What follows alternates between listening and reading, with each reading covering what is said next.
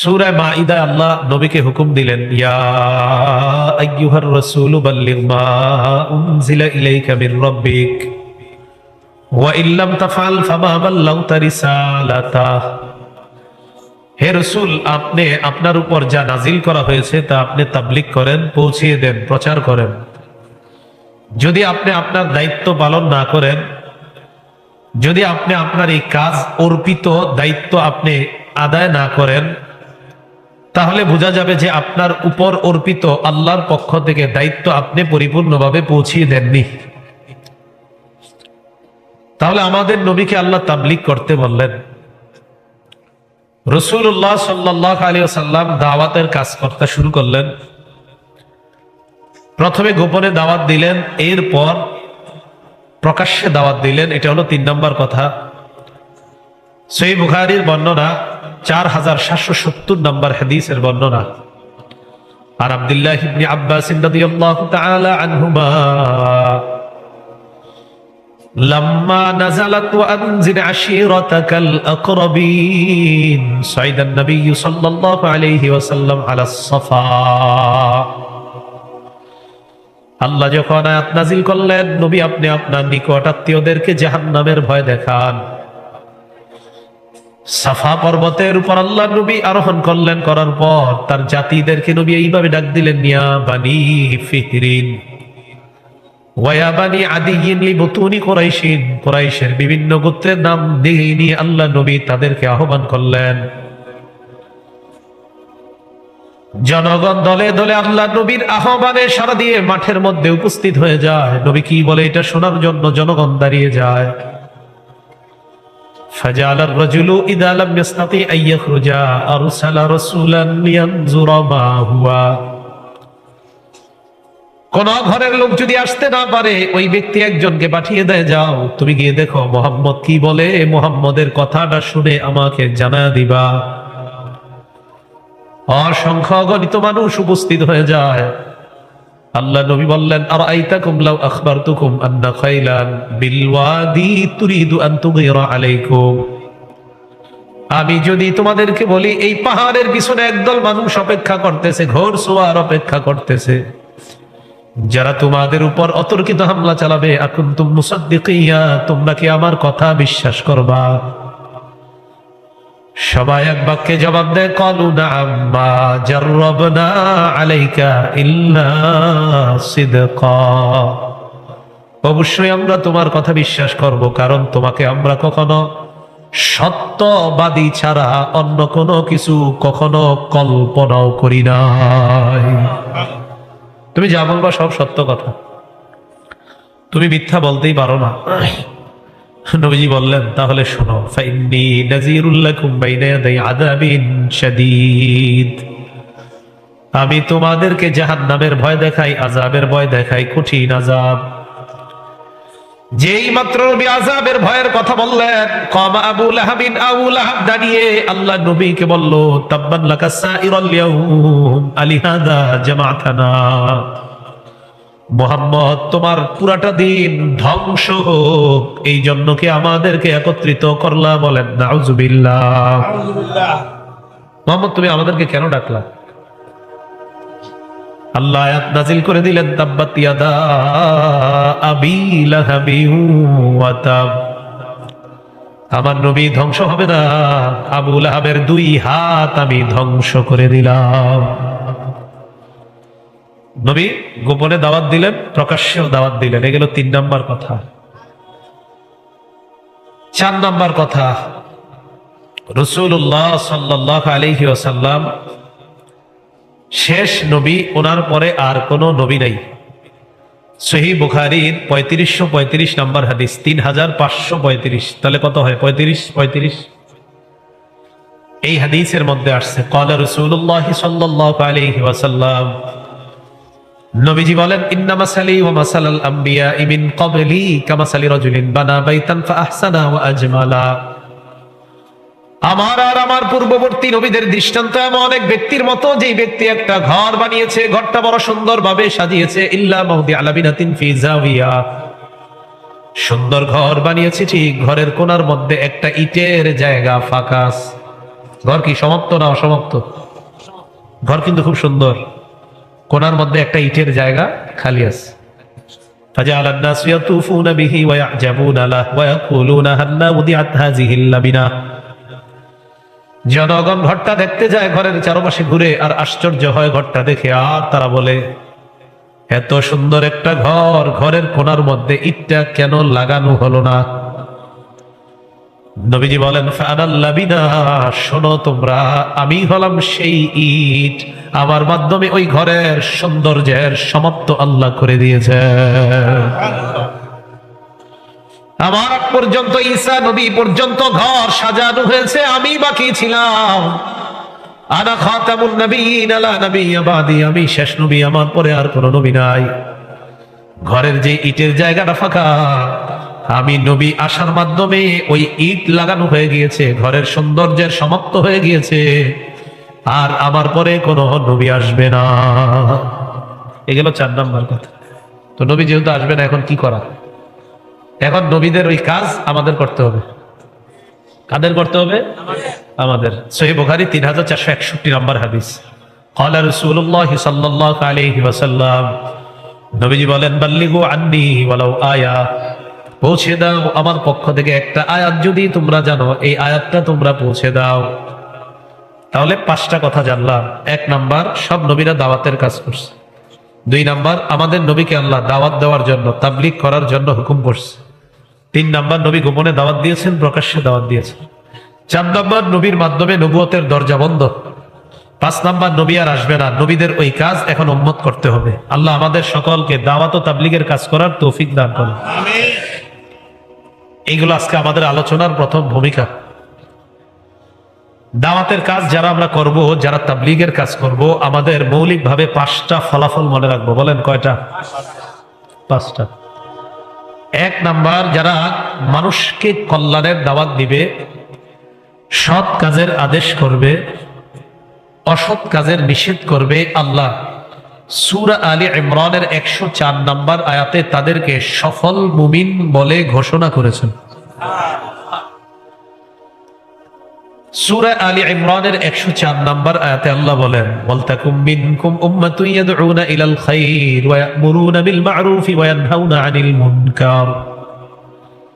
তোমাদের মধ্যে এমন একটা দল হওয়া উচিত, এমন একটা দল হবে যেই দল মানুষকে কল্যাণের আহ্বান করবে, সৎ কাজের আদেশ করবে, অসৎ কাজের নিষেধ করবে।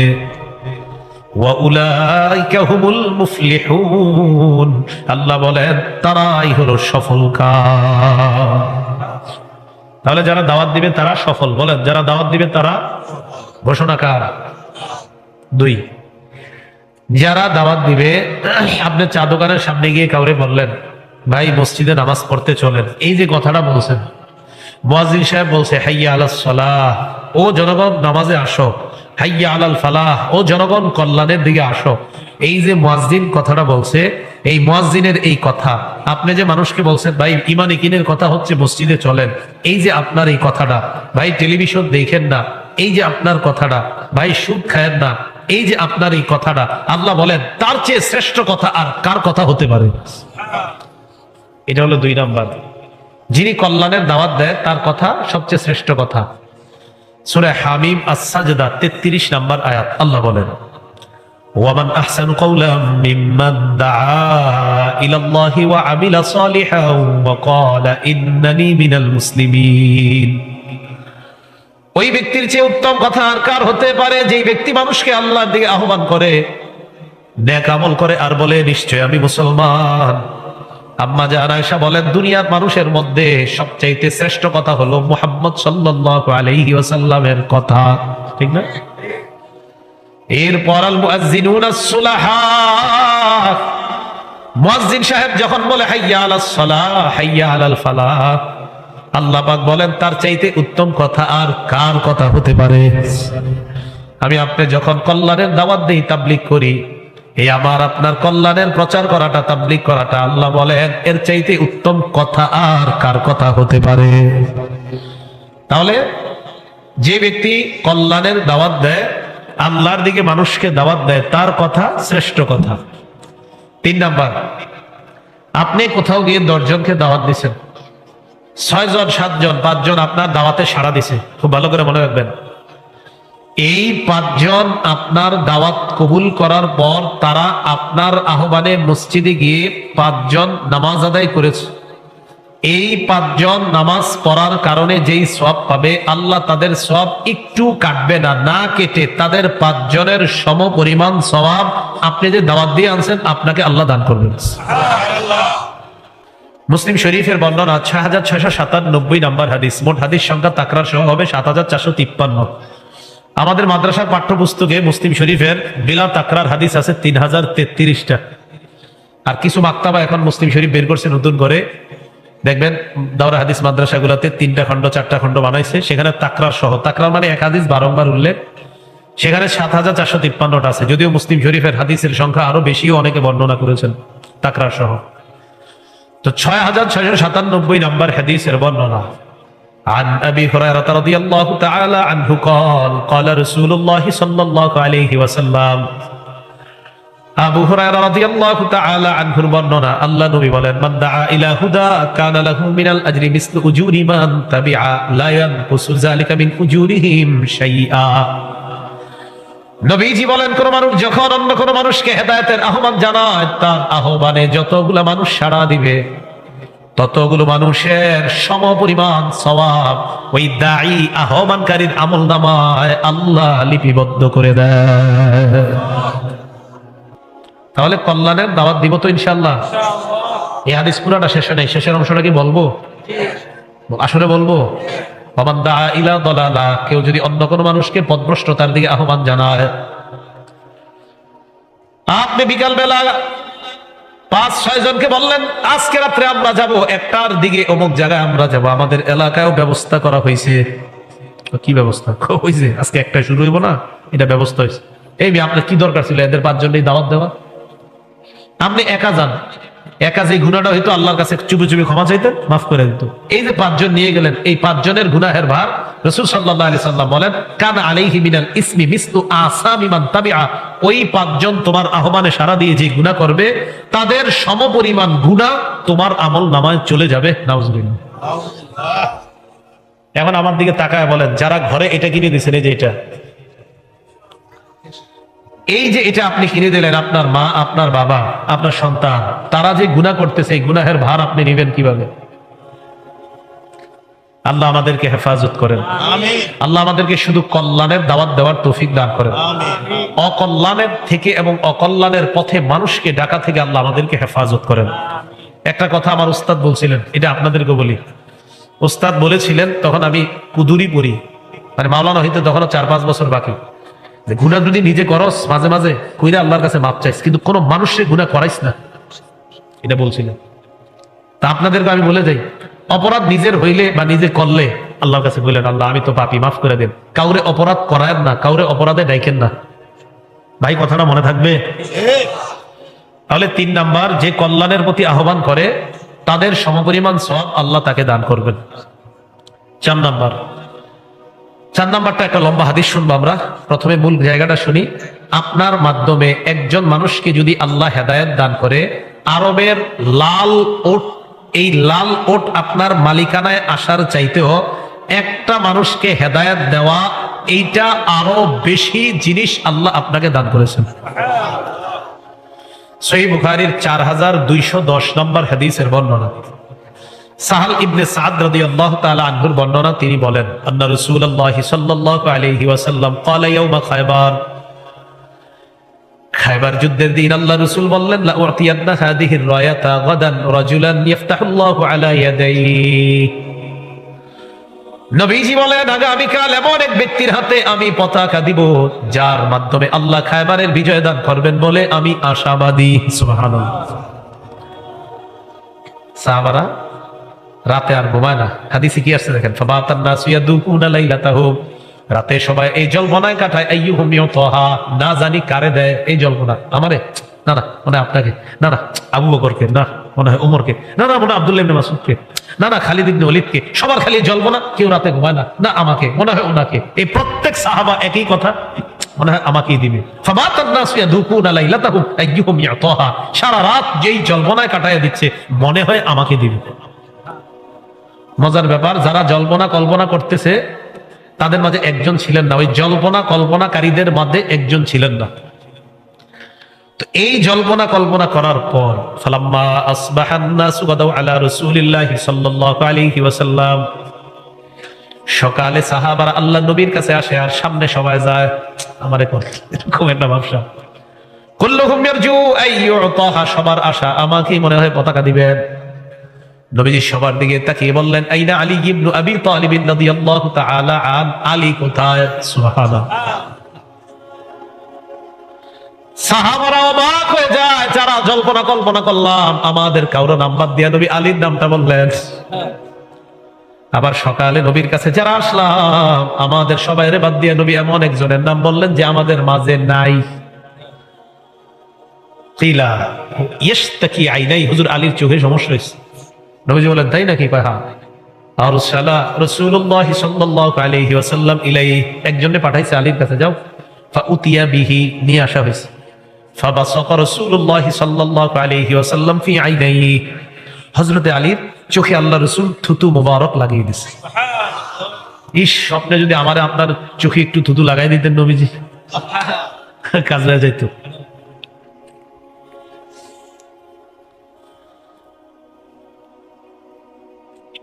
আলী রাদিয়াল্লাহু তাআলা আনহুর চোখে থুতু লাগিয়ে দিয়েছে নবীজি। ওয়া দাআ লাহু, নবীজি তার জন্য দোয়া করছে। দোয়া করার পর হাদিসে আসছে ফাবারাআ কান্নাহু লাম ইয়াকুন বিহি ওয়াজাউন, এমন ভাবে সুস্থ হয়ে গেছে মনে হয় আলী রাদিয়াল্লাহু তাআলা আনহুর চোখে কোনোদিনও অসুস্থতা হয়নি। ফাআতাহুর রায়া, পতাকাটা দিয়ে দিয়েছে হযরত আলীকে। আলী রাদিয়াল্লাহু তাআলা আনহু বললেন, উকাতিলুহুম হাত্তা ইয়াকুনু মিসলানা, ইয়া রাসূলুল্লাহ, তারা আমাদের মতো মুসলমান না হওয়া পর্যন্ত আমি তাদের বিরুদ্ধে লড়াই করব। নবীজি বললেন, উনফুজ আলা রিসলিকা হাত্তা তানজিলা বিসাহাতিহিম, তুমি এই অবস্থায় তাদের আঙিনায় যাবে, যাওয়ার পর সুম্মাদউহুম ইলাল ইসলাম, তাদেরকে ইসলামের দাওয়াত দিবে। ওয়া আখবিরহুম বিমা ইয়াজিবু আলাইহিম মিন হাক্কিল্লাহ, আল্লাহর হকের ব্যাপারে তাদেরকে অবগত করবা। নবীজি বললেন, আলী লা ইয়াহদিয়াল্লাহু বিকা রাজুলান ওয়াহিদান খায়রুন লাকা মিন আইয়াকুনা লাকা হুবুরুন নাআম, টাকা পয়সা দিয়ে লাল উট তোমার জীবনে আসা, অঢেল সম্পত্তির মালিক হইলে ওই জামানায় লাল উট কিনা যাইতো। নবীজি বলে, আলী, লাল উট তোমার জীবনে হওয়ার চাইতে একজন মানুষ আল্লাহ যদি তোমার মাধ্যমে হেদায়েত দিয়ে দেয়, এটা তোমার জন্য ওই লাল উটের চাইতে কোটি গুণ বেশি দামি হয়ে যায়। এলো 4 নাম্বার ফজিলত, দাওয়াত দিব যদি একটা মানুষ হেদায়েত হয়ে যায়, লাল উটের চাইতে বেশি দামি, মানে আমার আপনার জান্নাতে যাওয়ার জরিয়া ওসিলা হয়ে যাবে। 5 নাম্বার, যারা দাওয়াতের কাজ করবে তারা আল্লাহ নবীর একটা স্পেশাল দোয়া পাবে। কি দোয়া স্পেশাল? বলেন কি দোয়া? তিরমিজি শরীফের 2657 নাম্বার হাদিস, 2657। قال رسول الله صلى الله عليه وسلم, নবীজি বলেন, নাদ্দারাল্লাহু ইমরাআন সামিআ মিন্না শাইআন ফাবাল্লাগাহু কামা সামিআ, ওই ব্যক্তিকে আল্লাহ আলোকিত বানায় দেন, আলোক উজ্জ্বল বানায় দেন, যে ব্যক্তি আমার কাছ থেকে কিছু শুনছে, শোনার পর যেইভাবে শুনেছে ওইভাবে অন্যের নিকট পৌঁছে দিয়েছে, ওই ব্যক্তিকে আল্লাহ আলোকিত বানায় দেন। কাউরে গিয়ে আপনি বলবেন, ভাই নবীজি সাল্লাল্লাহু আলাইহি সাল্লাম বলেছেন 5 ওয়াক্ত নামাজ পড়লে এই লাভ, নবীজি আপনার জন্য দোয়া করে গেছেন। তাহলে ভূমিকায় জানলাম 5 কথা, ফলাফল জানলাম কয়টা? দাওয়াতের 5টা। ফলাফল কয়টা? ভূমিকায় জানলাম 5 কথা, ফলাফল জানলাম 5টা। খুব গুরুত্বপূর্ণ আলোচনায় যাচ্ছি এখন আমরা। যিনি দাওয়াতের কাজ করবে, যিনি বক্তা হবে, যিনি আলোচক হবে, যিনি খতিব হবে, যিনি আমিরুত তাবলীগ হবে, যিনি মুবাল্লিগে দাওয়াত, যিনি মুবাল্লিগে ইসলাম হবে, যিনি দাঈ ইলাল্লাহ হবে, তথা আমি আপনি আমরা সবাই, বিশেষ করে উলামায়ে কেরাম, খতিব, আলোচক, বক্তা এবং যারা আলোচনা করে মানুষের সামনে, মৌলিকভাবে তাদের মাঝে 9টা গুণ থাকতে হবে। বলেন, দাঈ ইলাল্লাহর কয়টা গুণ থাকতে হবে মৌলিকভাবে? এটা আমার মতে আর কি, অন্যরা আরো বেশি বলবে, আমি 9টা বলি। 1 নাম্বার, আল ইখলাসু ফিদ দাওয়া, দাওয়াত দিতে হবে ইখলাসের সাথে। কিসের সাথে? ইখলাসের সাথে। আলোচক আলোচনা করতে হবে ইখলাসের সাথে, খতিব বয়ান করতে হবে ইখলাসের সাথে। সূরা জুমারের 11 নম্বর আয়াতে আল্লাহ বলেন, কুল ইন্নী উমিরতু আন আ'বুদাল্লাহা মুখলিসান লাহুদ-দীন, নবী আপনি বলেন আমাকে আদেশ করা হয়েছে আমি যেন একনিষ্ঠভাবে আল্লাহর ইবাদত করি।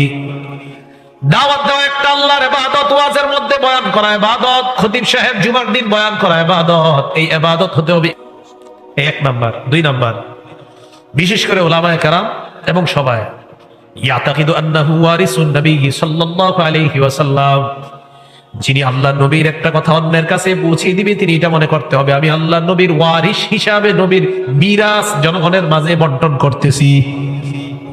ওয়ারিস কি পায়? মিরাস। ওয়ারিস কি পায়? আরে ওয়ারিস কি পায়?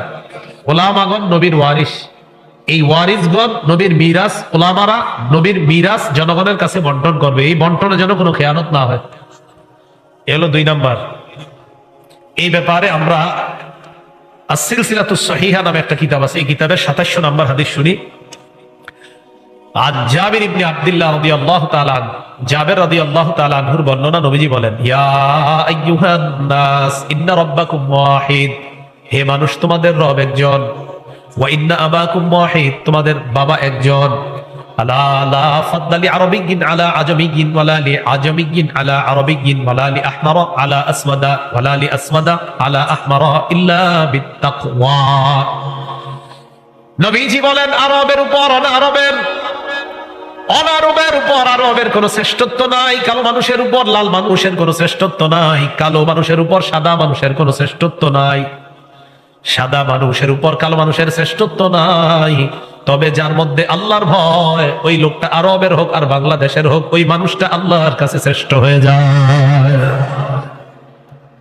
এরপর নবী বলেন আলা হাল বাল্লাগতু, শোনো সাহাবারা আমি কি আমার দায়িত্ব পৌঁছিয়ে দিয়েছি তোমাদের কাছে? সাহাবারা কয় জি হুজুর। নবীজি বললেন ফাল্লিউবাল্লিগিশ শাহিদু মিনকুমুল গায়ব, তোমরা যারা উপস্থিত আছো অনুপস্থিতদের কাছে আমার বাণীগুলা পৌঁছে দিবা। তাহলে নবীর কথা পৌঁছানোর দায়িত্ব পেয়ে গেছি আমরা, কারণ নবী তো আর আসবে না।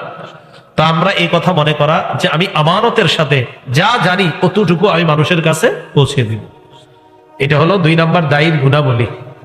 সূরা ইউসুফের 108 নম্বর আয়াতে আল্লাহ কি বলে দেখেন, কুল হাদিহি সাবিলি আদউ ইলাল্লাহ আলা বাসীরাতিন আনা ওয়া মান ইত্তাবা'নি, নবী আপনি বলেন এটা আমার রাস্তা, জেনে বুঝে এই রাস্তায় আমি মানুষকে ডাকি এবং তারাও এই রাস্তায় মানুষকে ডাকে যারা আমি নবীর অনুসরণ করে। আমরা নবীর অনুসরণ করি, তাহলে আমাদেরও দায়িত্ব নবীর রাস্তায় মানুষকে ডাকা। এগুলো দুই নাম্বার দায়ীর গুণাবলী। দায়ীর তিন নাম্বার গুণাবলীটা মন দিয়ে শুনেন, আইয়াকুনা সাবিতান ফিদ দাওয়া, অবিচল ভাবে একনিষ্ঠ ভাবে দাওয়াতের কাজ করা। আমার দাওয়াত মানুষ গ্রহণ করবে কি করবে না এটা আল্লাহ জানে, আমার কাজ দাওয়াত দেওয়া। কি দেওয়া? এ ব্যাপারে দুটি দৃষ্টান্ত দিই, মন দিয়ে শুনেন। এক নাম্বার সূরা আনকাবুতের 14 নম্বর আয়াত, আল্লাহ বলেন ওয়ালাকাদ আরসালনা নূহান ইলা কওমিহি ফালাবিসা ফীহিম আলফা সানাতিন ইল্লা 50 আমা, আমি নূহ নবীকে তার সম্প্রদায়ের মাঝে প্রেরণ করলাম, 50 বছর কম 1000 বছর দাওয়াত দিলেন, মানে 950 বছর দাওয়াত দিলেন। কয় বছর? আল্লাহ বলেন ওয়া মা আমানা মাহু ইল্লা কলিল, নূহ নবীর দাওয়াতে ঈমান আনছে স্বল্প সংখ্যক মানুষ। বলেন তো কি মানুষ? যদি অনেকে তাফসিরে লেখছে 40, 42, 80, 82, আল্লাহ তো বলে দিছে কলিল, একদম স্বল্প। দাওয়াত কয় বছর? 950 মানুষ ঈমান আনছে, বেশি না, একদম স্বল্প। নূহ নবী দাওয়াত ছেড়ে দিছে, দাওয়াত দেওয়া ছেড়ে দিছে। তাহলে 950 বছরের স্বল্প সংখ্যক মানুষ ঈমান আনছে, দাওয়াত দেওয়া ছাড়ে নাই। দায়ীর 3 নাম্বার গুণ, আমার কাজ দাওয়াত দেওয়া, অবিচলতার সাথে। গ্রহণ করবে কি করবে না এটা আল্লাহ জানে, আমার কাজ ভুলে যাওয়া। দৃষ্টান্ত নাম্বার 2, সহিহ বুখারীর 240 নম্বর হাদিসের বর্ণনা। আব্দুল্লাহ ইবনে মাসউদ রাদিয়াল্লাহু তাআলা আনহুর বর্ণনা, তিনি বলেন আন্না নবিয়্য সাল্লাল্লাহু আলাইহি ওয়াসাল্লাম কানা ইউসাল্লি ইনদাল বাইত, নবীজি কাবা শরীফের সামনে নামাজ আদায় করতেছে, কাবা চত্বরে নামাজ আদায় করে।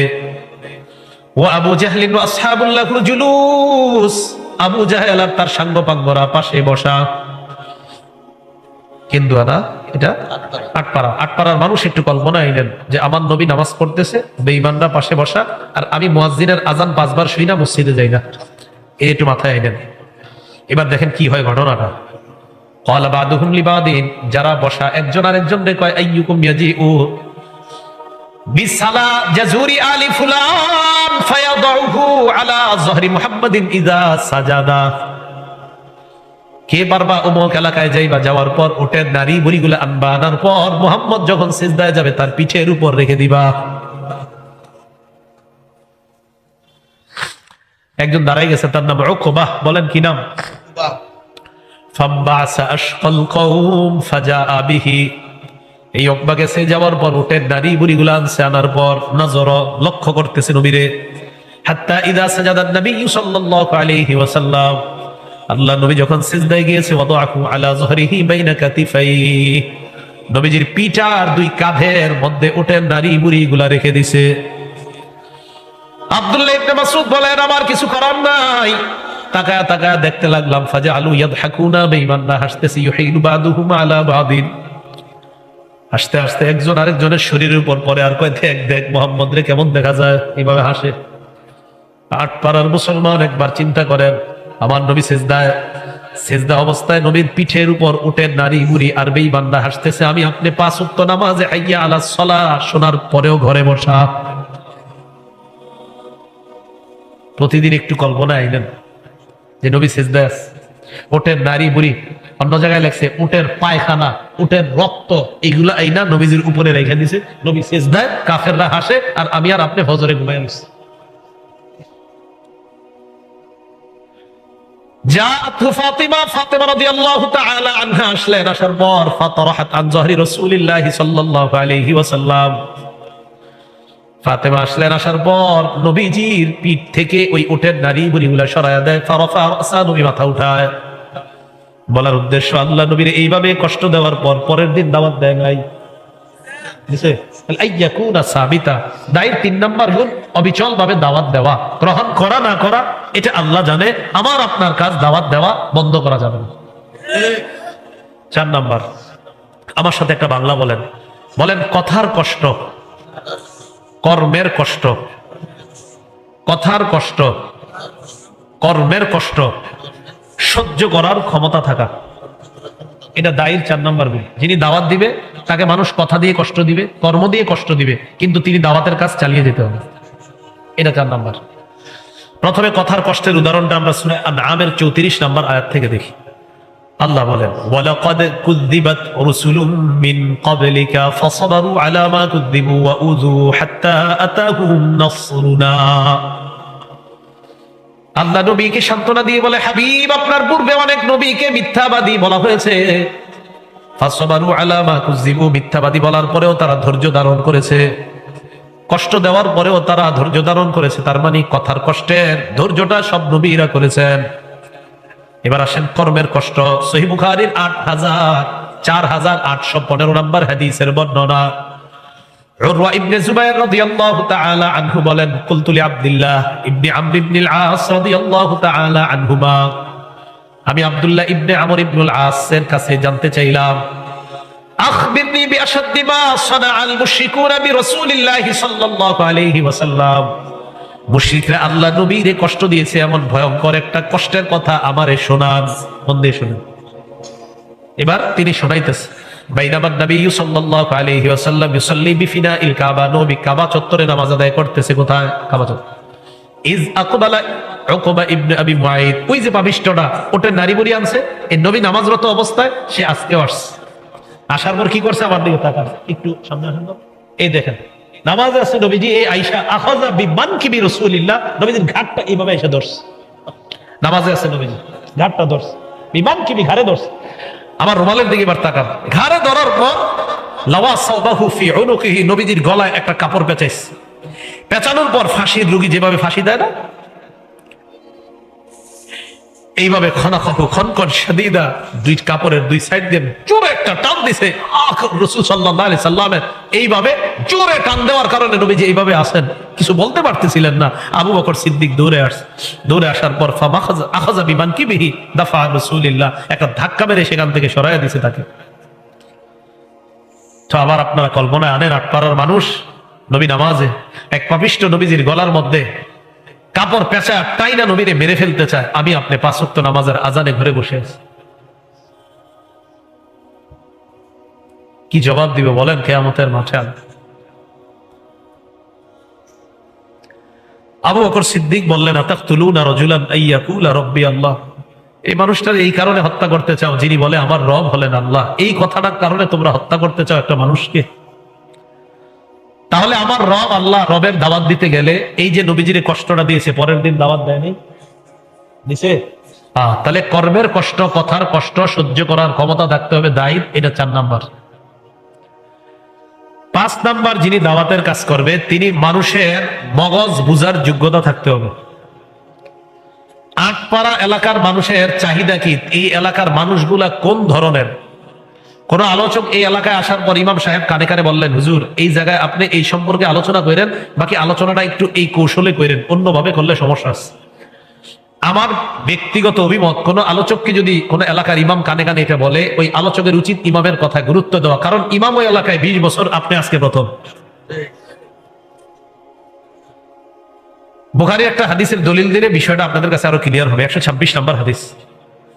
আম্মাজান আয়েশা সিদ্দিকা রাদিয়াল্লাহু তাআলা আনহারে নবীজি বলেন, আয়েশা আমার একটা আশা আছে, কি জানো? আয়েশা আমার একটা আশা ছিল, কি? লাউলা কওমুকি হাদিসুন আহদুহুম বিকুফরিন।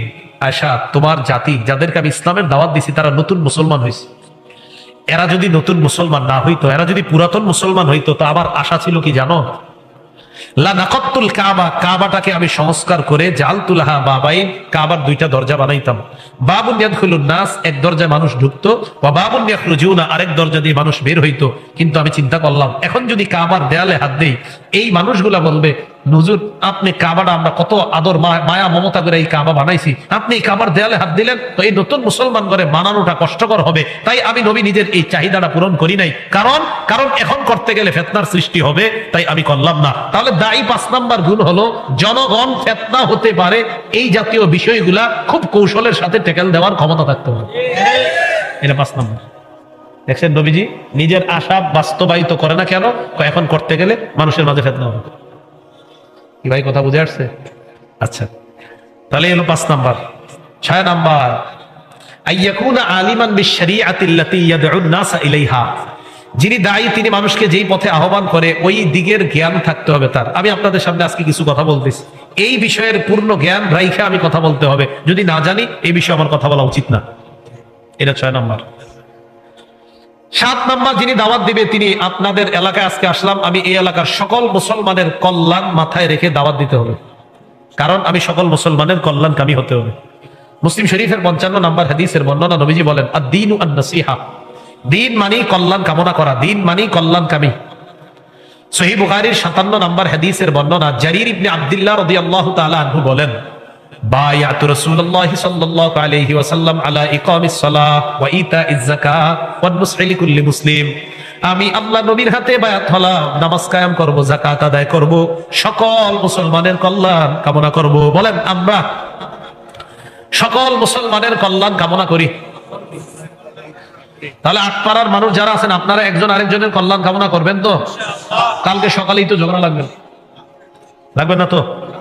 সব মুসলমানের কল্যাণ কামনা করা। তো দায়ীর 7 নাম্বার গুণাবলী, সব মুসলমানের কল্যাণ কামনা করতে হবে। 8 নাম্বার, এই যে আজকে আমি আপনাদের সামনে কথাগুলো বলে গেছি, আল্লাহর কাছে দোয়া করতে হবে, আল্লাহ এই কথাগুলো যেন এই আটপাড়ার মানুষ বুঝে, আপনি তাদেরকে বুঝার তৌফিক দান করেন, এই দোয়া করতে হবে। এটা 8 নাম্বার গুণাবলী দায়ী। দলিল সহিহ বুখারীর 2937 নাম্বার হাদিস, 2937। কদিমা আমর ইবনে তুফাইল আদ-দাওসী ওয়া আসহাবুহু আলা রাসূলিল্লাহি সাল্লাল্লাহু আলাইহি সাল্লাম, আমর ইবনে তুফাইল এবং তার সাথীরা নবীজির কাছে আসছে।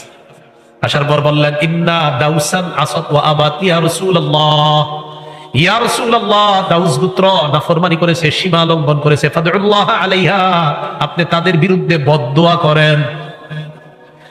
নবীজি বললেন, আল্লাহুম্মা হদি দাউসান ওয়াতি বিহিম, আল্লাহ দাউস গোত্রকে আপনি হেদায়েত দেন, তাদের সবাইকে আপনি ইসলামের ছায়া তলে নিয়ে আসেন। হুজুর আপনি দাউস গোত্রের বিরুদ্ধে বদদুয়া করেন? নবীজি দোয়া করলেন, আল্লাহ দাউস গোত্রকে হেদায়েত দেন এবং তাদের সকলকে ইসলামের পতাকা তলে নিয়ে আসেন। তাহলে দায়ীর 8 নাম্বার গুণ, তিনি সকলের জন্য আল্লাহর কাছে দোয়া করা হেদায়েতের। 9 নাম্বার দায়ীর গুণ থাকতে হবে, যিনি দাওয়াত দিবে তিনি যা বলবে নিজেও তা আমল করতে হবে। সূরাতুস সাফফের 2-3 নাম্বার আয়াত, আল্লাহ বলেন, ইয়া আইয়ুহাল্লাযীনা আমানু লিমা তাকুলুনা মা লা তাফআলুন, হে ঈমানদারগণ তোমরা এমন কথা কেন বলো যা তোমরা নিজেরা করো না। কাবুরা মাকতান ইনদাল্লাহি আন তাকুলু মা লা তাফআলুন, তোমরা যা বলো তা যদি তোমরা না করো তোমরা যা বলো তা যদি না করো, কাবুরা মাকতান ইনদাল্লাহ আন তাকুলু মা লা তাফআলুন, তোমরা যা করো না তা বলাটা কত বড় ভয়ঙ্কর অপরাধ আল্লাহর কাছে। আরিফ বিন হাবিব, তুমি যা বলছো তুমি যদি সেটা না করো কত বড় গুরুতর অপরাধ করছো তুমি। তাহলে যাই আপনাদেরকে আজকে 5 ওয়াক্ত নামাজের আলোচনা করে গেলাম, কথার কথা আমি নিজে নামাজ পড়ি না, তো বিষয়টা এমন হতে হবে না। সূরা বাকারার 44 নম্বর আয়াত আল্লাহ বলেন, আতা'মুরুনা আন-নাসা বিল বিররি ওয়া তানসাউনা আনফুসাকুম, মানুষকে তোমরা কল্যাণের আদেশ করছো আর নিজেদেরকে ভুলে যাও, এটা হবে না। কল্যাণের আদেশ তুমিও করবা, নিজেও কল্যাণের পথে চলবা। তাহলে দায়ীর গুণাবলী কয়টা বললাম? 9টা। 1 নাম্বার ইখলাসের সাথে দাওয়াত দেওয়া। 2 নাম্বার যিনি দাওয়াত দিবেন তিনি এই বিশ্বাস রাখা যে তিনি নবীর ওয়ারিস। 3 নাম্বার যিনি দাওয়াত দিবেন তিনি এমন ভাবে দাওয়াতের কাজ করা, অবিচল ভাবে মানুষ গ্রহণ করুক আর না করুক দাওয়াত দেওয়া। 4 নাম্বার কথার কষ্ট, কর্মের কষ্ট সহ্য করা ক্ষমতা থাকা। 5 নাম্বার যিনি দাওয়াত দিবেন মানুষের অবস্থা সম্পর্কে অবগত হওয়া, ওই যে নবীজি একটা কাবা ঘরের ব্যাপারে বললাম। 6 নাম্বার যেই বিষয়ে দাওয়াত দিবে দায়ী তার ওই বিষয়ে জ্ঞান থাকা। 7 নাম্বার দায়ী সকলের কল্যাণকামী হওয়া। 8 নাম্বার যিনি দাওয়াত দিবেন তিনি যাদেরকে দাওয়াত দিচ্ছে তাদের হেদায়েতের জন্য দোয়া করা। 9 নাম্বার যিনি দাওয়াত দিবে তিনি যা বলবে নিজেও তা পালন করবে। এই 9টা গুণ থাকতে হবে দায়ীর। তাহলে প্রথমে জানলাম ভূমিকায় 5টা কথা, এরপরে ফলাফল জানলাম 5টা, হইল 10টা। দায়ীর গুণাবলী 9টা, হইল 19টা। এবার আসেন দাওয়াত দিব। এই দাওয়াত দেওয়ার মৌলিক 3টা পদ্ধতি। বলেন কয় পদ্ধতি? 3 পদ্ধতিতে দাওয়াত দেওয়া। 1 নাম্বার কৌশলে দাওয়াত দেওয়া। সূরা নাহলের 125 নম্বর আয়াতে আল্লাহ বলেন, উদউ ইলা সাবিলি রাব্বিকা বিল হিকমাতি ওয়াল মাউইযাতিল হাসানা, নবী আপনি আপনার রবের পথে দাওয়াত দেন কৌশলের সাথে এবং উত্তম ওয়াজের মাধ্যমে আপনি দাওয়াত দেন। 1 নাম্বার কৌশলের সাথে দাওয়াত দেওয়া। 2 নাম্বার দাওয়াতের পদ্ধতি নরম ভাষায় দাওয়াত দেওয়া। বলেন কি ভাষায়? সূরা তাহা 42, 43, 44 নম্বর আয়াতে আল্লাহ বলেন, ইযহাব আনতা ওয়া আখুকা বিআয়াতি ওয়া লা তানিয়া ফি যিকরি। হারুন আর মুসা নবীকে আল্লাহ বলেন, ও হারুন পয়গম্বর, মুসা নবী আপনারা 2 জন যান ফেরাউনের কাছে, যান আমার শরণ থেকে আপনারা দুর্বল হবেন না। ইযহাবা ইলা ফিরআউনা ইন্নাহু তাগা, আপনারা 2 জন ফেরাউনের কাছে যান, ফেরাউন নাফরমানি করেছে, সীমা লঙ্ঘন করেছে। ফাকুলা লাহু কাওলাল লাইয়িনা, আপনারা 2 জন নরম ভাষায় কথা বলেন। লাআল্লাহু ইয়াতাযাক্কার, আশা করা যায় ফেরাউন হতে পারে উপদেশ গ্রহণ করবে। নরম ভাষায় দাওয়াত দেওয়ার ফলাফল বলছে আল্লাহ, আশা করা যায় যারা দাওয়াত দিবেন সে গ্রহণ করেও ফেলতে পারে আপনার দাওয়াত। নরম ভাষায় দাওয়াত দেওয়া। 3 নাম্বার পদ্ধতি কর্কশ ভাষা ব্যবহার না করা। বলেন কি ভাষা ব্যবহার না করা? সূরা আলী ইমরানের 159 নম্বর আয়াতে আল্লাহ বলেন, ফাবিমা রাহমাতিন মিনাল্লাহি লিনতা লাহুম, আপনি আল্লাহর রহমতে সাহাবাদের জন্য নরম হয়েছেন। ওয়ালাউ কুনতা ফাজ্জান, যদি আপনি কর্কশ ভাষী হতেন, গলিজুল কলবি, কঠোর হৃদয়ের অধিকারী যদি আপনি হতেন, লানফাদ্দু মিন হাওলিক, সাহাবারা সবাই আপনার পাশ থেকে চলে যাইতো। আপনার ভাষা যদি কর্কশ হতো, আপনার হৃদয় যদি কঠোর হতো, সাহাবারা চলে যাইতো। তাহলে নরম ভাষায় মানুষ কাছে আসে, গরম ভাষায় মানুষ দূরে চলে যায়। এবার আমার সাথে বলেন, বলেন প্রয়োজনে গরম ভাষা ব্যবহারে দোষণীয় না। প্রয়োজনে গরম ভাষা ব্যবহার করা যায়। কুফরি যখন বেড়ে যাবে, জুলুম যখন বেড়ে যাবে, তখন গরম ভাষা ব্যবহার জায়েজ। সূরা তাহরিমের 9 নম্বর আয়াতে আল্লাহ বলেন, ইয়া আইয়ুহান নাবিয়্যু জাহিদিল কুফারা ওয়াল মুনাফিকিনা, তারপরে ওয়াগলুজ আলাইহিম, হে নবী আপনি কাফের মুনাফিকদের বিরুদ্ধে জিহাদ করেন আর তাদের বিরুদ্ধে কঠোরতা অবলম্বন করেন, কঠোর হন। জালেমের জুলুমের মাত্রা যখন বেড়ে যাবে, একজন আরেকজনের জমিন খালি ছিনতাই করে, হরণ করে, এলাকাবাসী মিলেও তারে থামাইতে পারে না, তখন প্রয়োজনে তার উপর সবাই গরম হওয়া এটা দোষণীয় না। এবার একটা হাদিস শুনেন, ইবনে মাজার 45 নম্বর হাদিস।